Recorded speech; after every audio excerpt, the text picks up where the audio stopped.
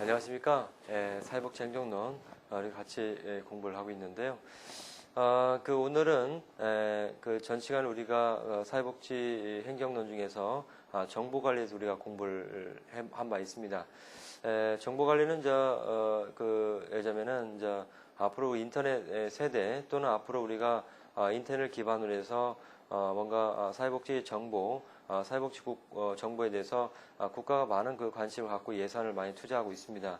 그래서 2010년 1월부터 사회복지 통합 전산망이 지금 개통이 됐기 때문에 예를 들면은 그런 어떤 여러 가지 그 정보에 대한 접근이 국민에게 좀 용이하게 전개될 이런 전망이 있죠.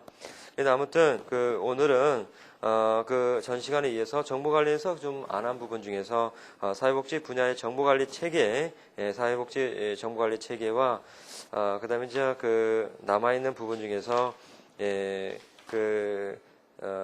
나머지 보충적인 어떤 설명도 필요하고요. 그 다음에 이제 마지막으로 이제 확인 평가 순서로 이렇게 진행하겠습니다. 먼저 이제 사회복지 분야의 그 정보 관리 체계입니다. 그래서 이제 첫 번째 정보 관리 체계 설계 단계인데요. 현재 상황에 대한 사정입니다. 정보 체계를 개발하기 전에 사업의 목적과 목표를 직원들이 이해할 수 있도록 알리는 경우입니다.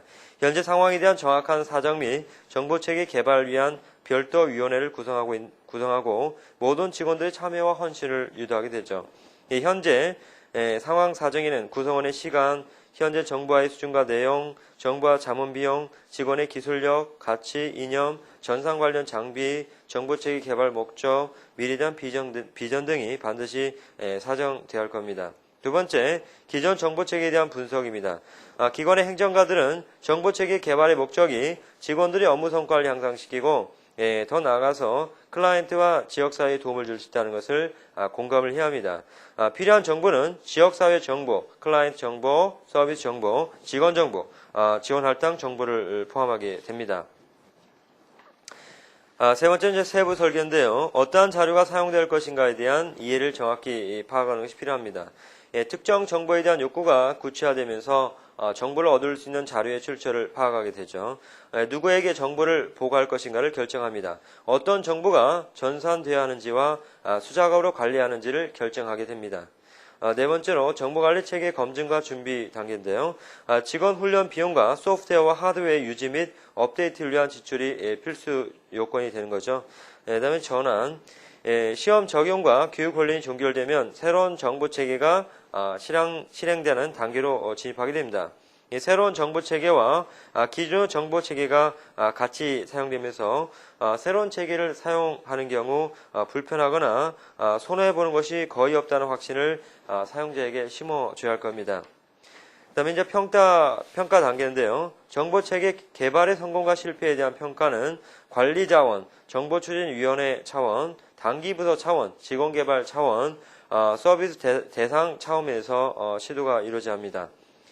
정보체계를 설계하고 실행하는 데 참여한 직원들도 새로운 정보체계에 대한 최초의 목적, 목표, 기대를 관찰하고 현재의 결과와 비교하게 됩니다. 일곱 번째, 운영, 유지, 수정 단계입니다. 정보체계에 대한 전담 직원이 별도로 확보되어야 하는데요. 전체 직원은 일상 업무 내에 일상 업무의 정보체계를 이용해서 데이터를 저장하고 사용하며 관리자는 고유사업 수행과 정보체계 활용을 모니터링하여 필요한 경우 업무를 조정을 해야 합니다.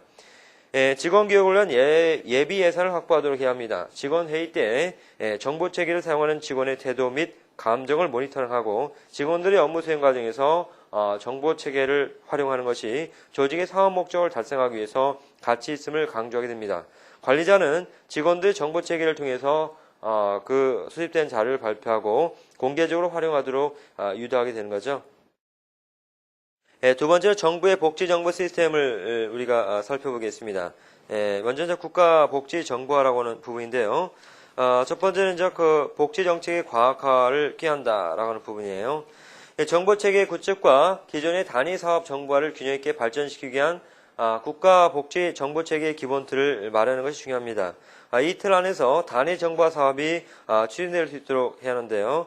여기서 이제 복지 업무 처리 절차 등 제도 개선 방안, 복지 정보화 표준 모델, 복지 정보화 실행 방안 및 전략과 유관기관 간 정보 연계 방안이 포괄적으로 망라된다고 볼 수가 있습니다. 두 번째, 지역조사의 표준화를 꾀한다는 겁니다. 지역복지 정보체계를 정비함으로써 중앙정부의 지역복지 정책 및 지방자산체 지역복지 계획 수립에 필적인 정보가 생성될 수가 있습니다. 세 번째, 표준화 업무를 꾀한다는 겁니다. 복지정보관리센터를 설치해서 복지 관련 정보의 수집, 분석, 전파 기능을 활성화하여 조사 통계 사업을 수행하거나 지원하며 복지 통계 및 정보의 개선과 표준화 업무를 담당하도록 하고 있습니다. 여기서 잠깐 읽자면은 2010년도 1월 달에 등장한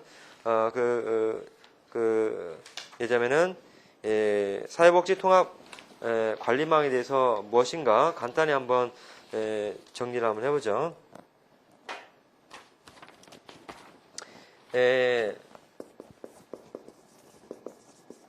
사회복지 통합 관리망, 관리망에 대해서 사회복지 통합 관리망이라는 것은 바로 첫 번째, 이것은 일괄 신청 및 맞춤형 서비스를 제공합니다. 맞춤형 서비스를 제공하죠.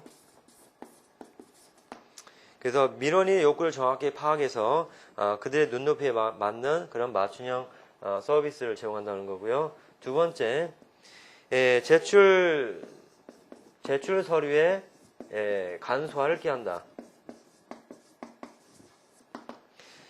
그래서 과거에는 예를 들면 사업별 신청서나 동의서나 통지서 37종에서 6종으로 이렇게 줄어들었어요. 37종에서 6종으로.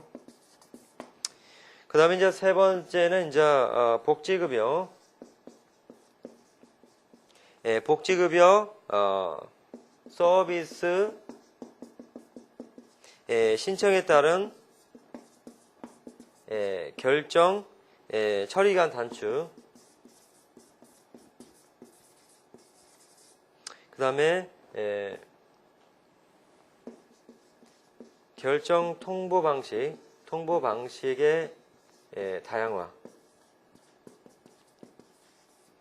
그래서 결정 처리 기간을 단축시키고 최근 와서는 SMS 그 다음에 이메일 통한 어떤 결과를 갖다가 통지받을 수가 있습니다. 네 번째, 추가 지원이 가능한 서비스, 추가 지원 서비스를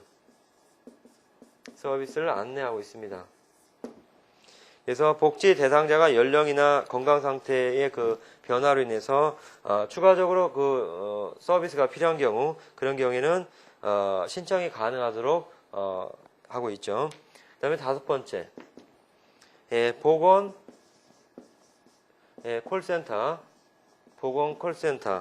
콜센터와 시군구 연계 서비스 제공. 그래서 보건 콜센터 상담 후에 필요시 전화 및 상담 정보를 해당 시군구로 이관해서 후속 서비스를 제공하는 경우입니다. 여섯 번째, 복지 대상자 선정. 복지 대상자 선정, 정확성 제공,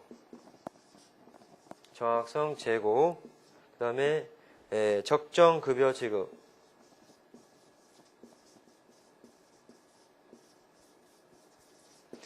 그래서 27개 기관 215종의 소득이나 재산 자료, 인적사항 정보, 서비스 이력 정보 등을 연계해서 복지 대상자의 정확한 선정 및 적정 급여를 갖다가 제공하고 있습니다. 그래서 120여 개의 복지급여 및 서비스 이력을 개인별, 가구별로 통합 관리해서 중복 급여를 갖다가 차단하고 있습니다. 이게 바로 사회복지 통합 관리망입니다. 그래서 사회복지 급여나 서비스 그 대상자의 자격이나 이력에 관한 정보를 통합 관리하고 있는 이런 형태가 바로 사회복지 통합관리망이라는 거죠. 6가지 그 서비스 내용들 여러분들이 한번 관심 있게 지켜보시고요. 그럼 이제 이어서 보겠는데요. 그래서 사회복지 정보화의 그 필요성 내지 기대와 효과가 뭐냐라고 할 때, 그것은 바로 뭔가 정보화를 통해서 조직의 효율성을 도모하고요. 그 다음에 이제 사회복지 서비스 효과를 증대할 수 있다는 측면도 있고요. 그 다음에 의사소통 및 업무 지도 감독 방식의 그 변화로 인해서 업무의 효율성을 증대시킬 수 있으며, 그 다음에 이제 사회복지의 그 서비스의 정확성, 객관성, 타당성을 확보할 수 있다는 그런 장점도 있는 거죠.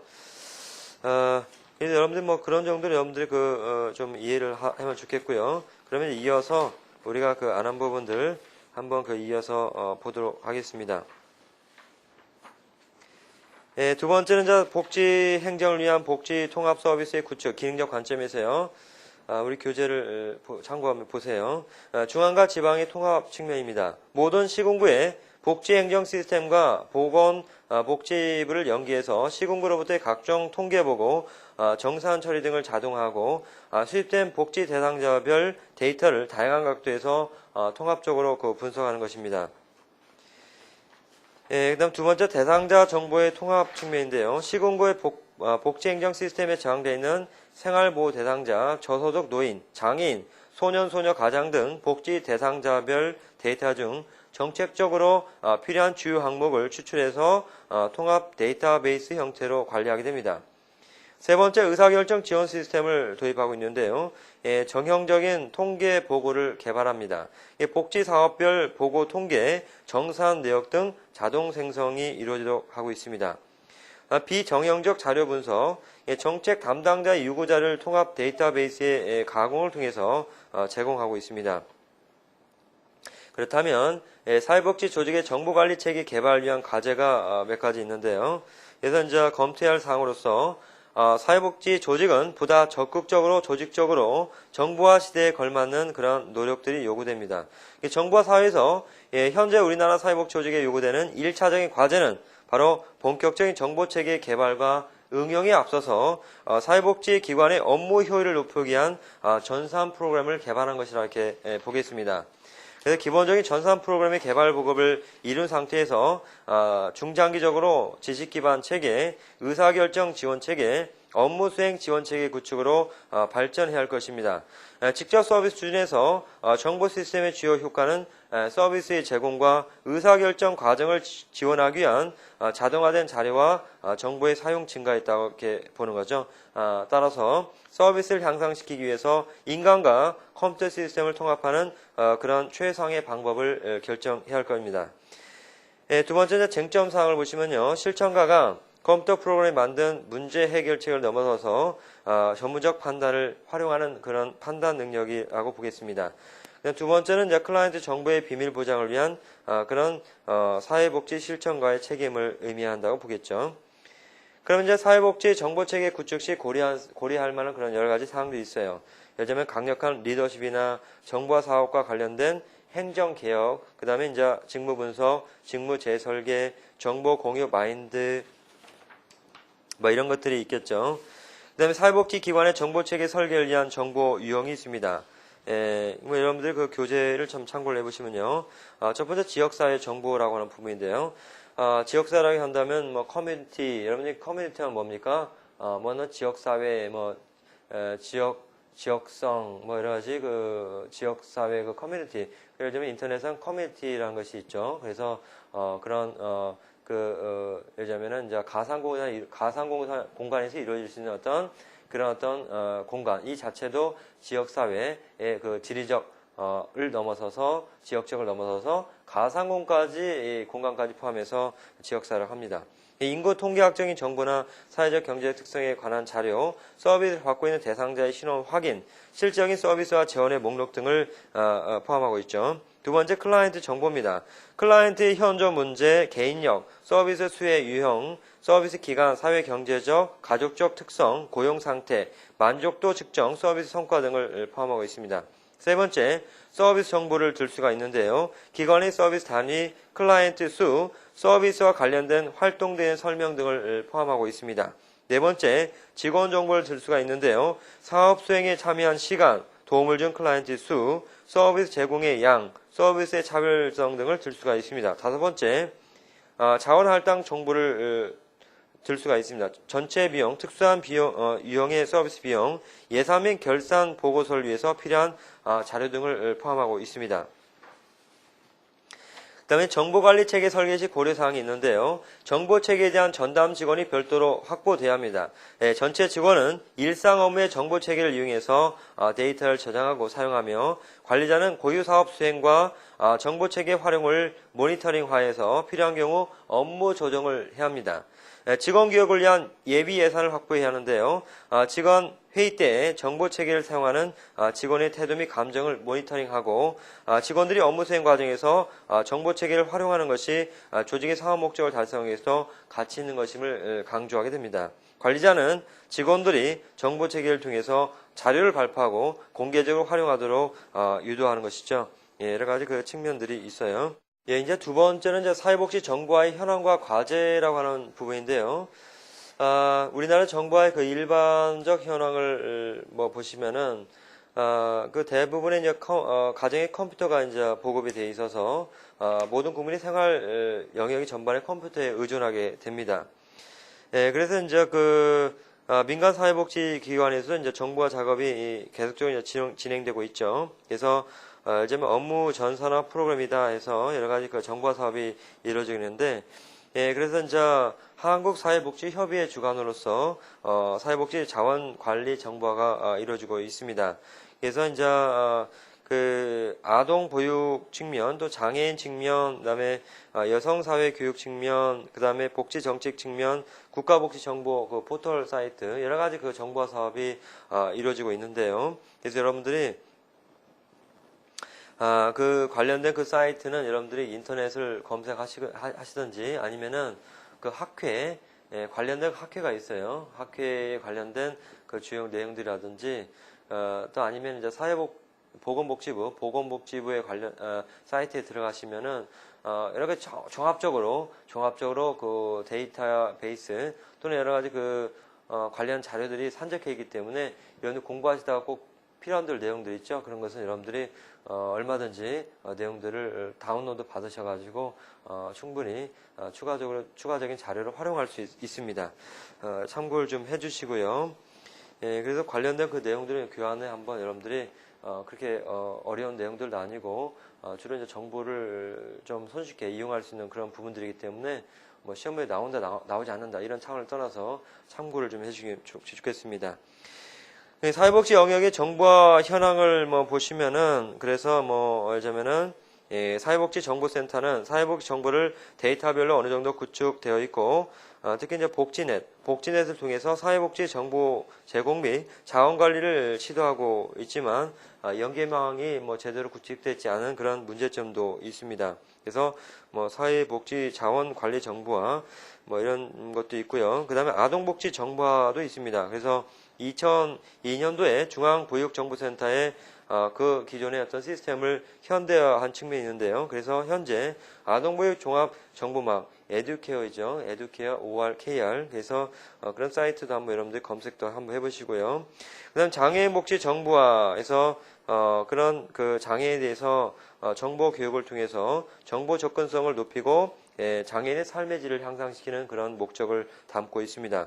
그래서 예를 들면 곰돌이 인포넷이나 그다음에 현재 한국장애인 재활협회에서 운영하고 있는 그런 사이트에서는 예를 들면 재활정보나 구직정보, 평생교육이나 커뮤니티 전자도서관, 그 다음에 예를 들면 마이프리켓 여러 가지 다양한 정보를 제공하고 있습니다.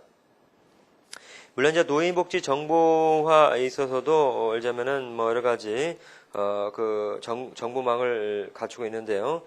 정부의 정책이 부재한 이런 가운데서도 그래서 민간 차원에서 노인복지 정보화 정책은 활발하게 진행되어 왔습니다. 예컨대 실버넷이라든지 한국노인복지회 이런 경우에는 그 노인들을 대상으로 해서 예를 들면은 여러 가지 정보를 제공하고 있죠.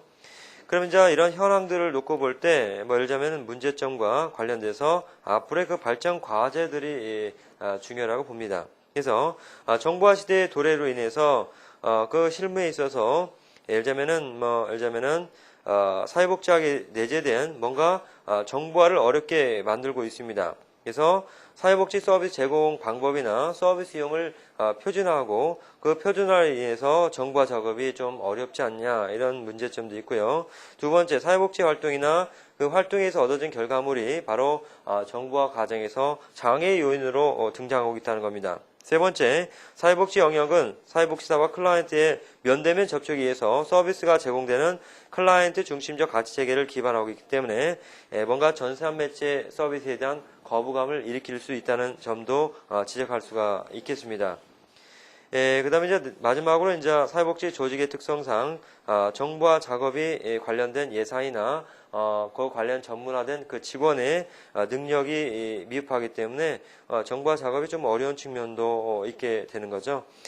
그래서 여러분들 아무튼 유비쿼투스에 맞는 여러 가지 예를 들자면은 앞으로의 활동 영역이 인터넷 기반으로 인해서 뭔가 요즘 PDA나 예를 들자면은 스마트폰 여러 가지 기기를 통해서도 여러분들 현대적인 어떤 방법을 통해서 클라이언트에 접근할 수 있는 방법들은 앞으로 계속적으로 활용될 여지가 크다고 이렇게 보겠습니다. 그냥 다음으로 이제 여러분들이 출제 예상 문제 해서요. 몇 가지 문제를 이제 풀어볼 텐데요.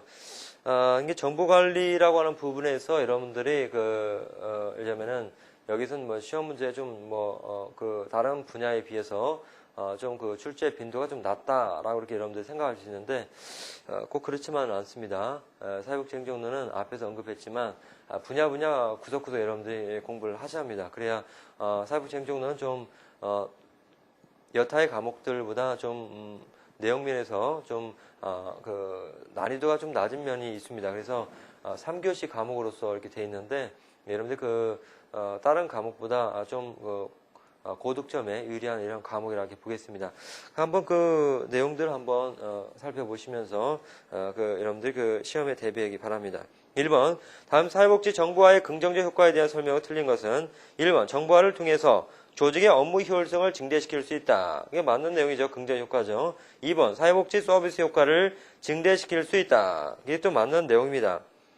3번, 의사소통 및 업무의 지도 감독의 방식의 변화로 해서 업무의 효율성을 증대시킬 수 있다. 그랬죠. 이메일이나 예를 들자면은 전산망을 통해서 얼마든지 의사소통이 이루어지기 때문에 업무의 지도 감독도 역시 조직의 업무의 변화가 지금 변화를 통해서 업무 효율성도 증대시킬 수 있는 면도 있죠. 4번, 정보화를 통해서 사회복지의 정확성, 객관성, 타당성을 확보할 수 있다. 그렇죠. 5번, 정보화로 인해서 일선 사회복지사 업무에 대한 부담이 증가될 수 있다. 그렇지는 않습니다. 현재는 이제 인터넷 시대이고 또 정보화 산업화 시대에 돌입했기 때문에 전문 사회복지사의 경우에도 웬간하면 예를 들자면은 동영상 제작이라든지 또는 예를 들자면은 엑셀이라든지 파워포인트 이런 정도는 다 다룰 수 있기 때문에 예를 들자면 정보화로 인해서 사회복지사 업무에 대한 부담이 증가할 수 이건 꼭 맞는 내용은 아니에요. 그래서 5번이 맞지 않는 내용입니다. 2번, 다음 용어에 대한 설명으로 바르게 작지어진 것은 복지의 정보화, 정보화복지, 정보복지 기본선, 유비쿼터스 이것은 여러분들 설명을 하지 않겠습니다. 이것은 여러분들 교재에 나와 있는 내용들 다시 한번 참고해 주시면서 정보의 복지와 복지의 정보화, 정보복지의 기본선, 유비쿼터스 개념 설명을 여러분들이 다시 한번 확인해 주기 바라겠습니다. 답은 1번이죠. 3번, 다음 정보관리체계 유형에 대한 설명을 맞는 것은 구조화된 의사결정을 위한 정보 제공, 조직의 하부 시스템의 상호 연결로 조직의 산출 최적화, 의사결정에 필요한 정보 제공으로 작용 효과 기대, 일상적이고 구조화된 의사결정 효율. 이게 뭡니까? MIS죠? 답은 2번입니다. 4번, 다음 사회복지 분야의 정보관리 체계에 대한 설명이 틀린 것은 사정은 사회복지 기관의 정보관리 체계를 설계할 때 가장 먼저 해결한 작업이며 관련된 욕구를 파악하는 일이다. 사정이죠. 어세스먼트. 가장 먼저 해야 할 부분입니다. 정보체계 구축과 기존의 단위 사업 정보화를 균형 있게 발전시키기 위한 국가복지 정보체계 기본 틀을 마련한 것을 복지정책의 과학화라고 한다. 이게 맞죠? 예. 예, 최근에 이제 국가에서 추진하고 있는 그 통합정보 전산망 뭐 그런 취지에서 우리가 살펴볼 필요가 있습니다. 3번 사회복지와 관련된 모든 사항을 객관적인 용어와 형식을 통해 표현하는 것을 정부의 표준화라고 한다. 예, 맞는 내용이죠. 예, 개념적이죠. 사회복지기관의 정보관리 시스템이 중요해진 배경은 정부 자체가 하나의 특정한 권력으로 기능하기 때문이다. 그래서 권력의 측면으로서 이렇게 정보라는 것이 상당히 중요합니다. 5번 정보관리 시스템은 클라이언트의 정보를 널리 공유하기 위해서 필요하다. 이것은 정보 클라이언트에 대한 정보를 공유하기 위해서 한 것이 아니라 그 클라이언트에 대한 그 신상 정보, 이력 정보가 이런 뭐 통합 전산 관리망에 다 포함이 되어 있기 때문에 그것이 누출되지 않도록 어찌 보면 뭐 예를 들면 정보 보호라고 하는 측면에서 접근을 해야겠죠. 그래서 답은 5번이 되겠습니다.